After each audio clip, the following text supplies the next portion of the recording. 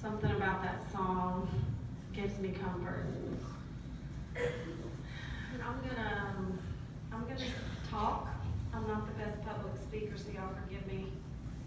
I'm Brennan's mom, if you don't know me.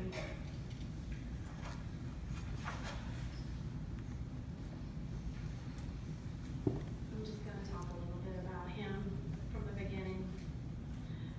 Brennan was my firstborn. He was the littlest baby.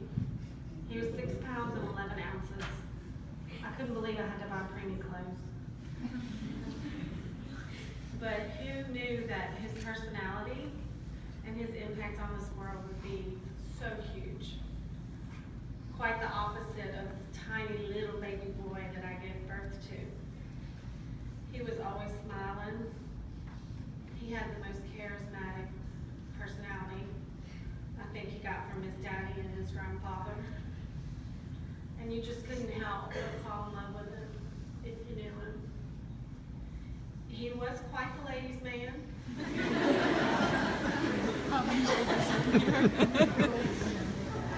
Especially when he reached middle school.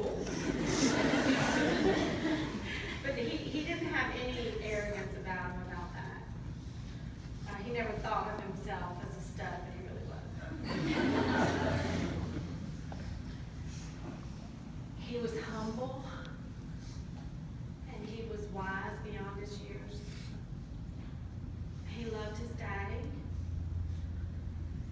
and over the years, despite certain issues, he defended him, never wavered in his love for him. He was his idol, his daddy. He said his dad was his best friend. His other true role model and major influence in his life, his short life, was his grandfather, Pops. I think everybody knows about Pops. That's Pops. Pops brought him hunting. He has another Pops right over there, too. Pops brought him hunting, taught him how to shoot a gun, how to shave, how to be a good man. He also loved his stepdad, Steve. Their relationship was funny. It was like they were buds. They were always like playing practical jokes on each other and trying to get each other riled up for no reason. But they grew close over this past year. And as for love, he knew how to show it unconditionally and was always the friend everyone went to with their problems. Even if you hadn't talked to him in months, you could like text him in the middle of the night and he'd be the one that would stay on the phone with you. And all his cousins know that. And I'm sure his girlfriend's from middle school.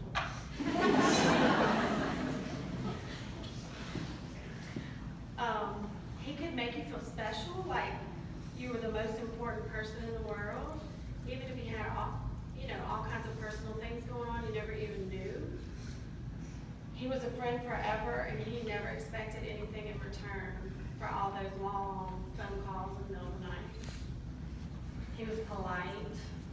He was grateful and so appreciative of anything people did for him. This year as a freshman, he changed a lot. Dutchtown was big. But he was destined for a successful future, and he was focused on his grades. He wanted to be an engineer like his grandfather and his uncle. And he wanted to go to LSU, so I told him he better focus. And he did. But even more than that this year, he fell in love with the girl. And he fell wholeheartedly. And for that, I'm so grateful that he got to experience love like that. He loved more in 14 years than many love in a lifetime. And I'm going to love you forever, Brennan, and miss you every minute, every second. I'm really going to miss dancing in the kitchen with you and acting silly and singing, because I always thought I was going to be on American Idol.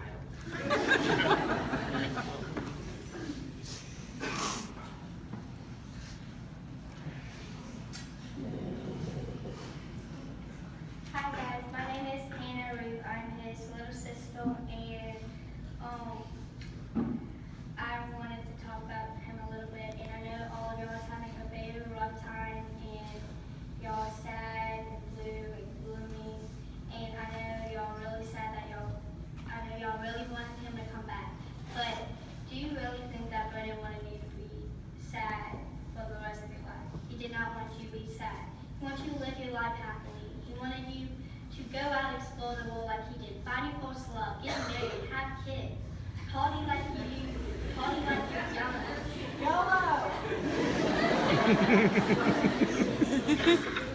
Even if you're 100, party like you're 18. Go out to a club, he doesn't care. Okay.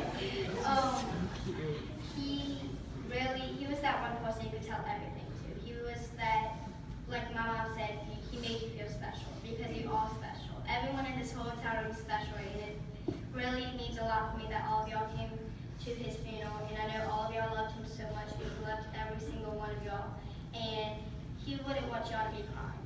He would want you to be happy. And if y'all were at the balloon release at Healing Place, I said this to a lot of people. Besides being happy, instead of being sad and depressed by anything of that, you should be jealous because he's in paradise, people.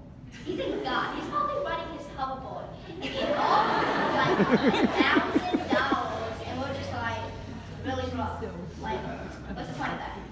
But we should be jealous because he's in paradise with Jesus and God and all of our members, and he would see all of your family members that passed on, and I love all of y'all. He never met a stranger. Let's just say that. He never met a stranger. And he loved every single one of y'all, and I loved every single one of y'all, and I still do. Okay, this is kind of nerve-wracking. I'm sorry. I'm done. I love